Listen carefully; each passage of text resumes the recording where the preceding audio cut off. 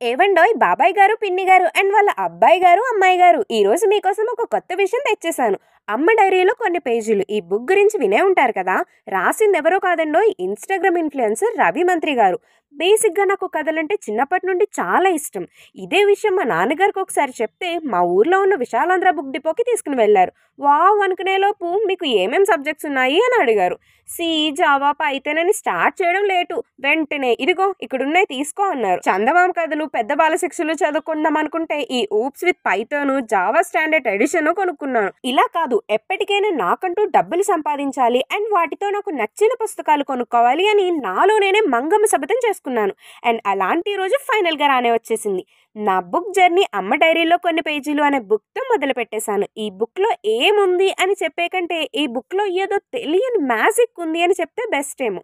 అమృతాన్ని ఎవరైనా తాగుతారు, కానీ ఈయనేంటండి బాబు మనకి అక్షరాల్లో రాసి చూపించారు. బహుశా ఒక సీన్ సినిమాలో కూడా ఇంత అందంగా వర్ణించలేరేమో. ఈ బుక్లో సరిగ్గా ఏముంది అని తెలుసుకోవాలి అంటే సారిక గురించి మీరు చదవాల్సిందే. సారిక ఎవరంటారా? మన మెయిన్ లీడ్ ఆమెనండి. సరే మరి నేను చదివేశాను, మరి మీరు కూడా స్టార్ట్ చేసేయండి.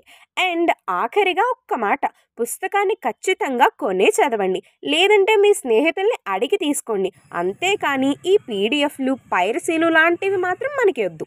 ఓకేనా? ఉంటాను మరి. మరోసారి మీ ముందుకు రావాలంటే మీ మహాప్రపంచం ఇప్పుడు వెళ్ళాలి కదా. Bye bye.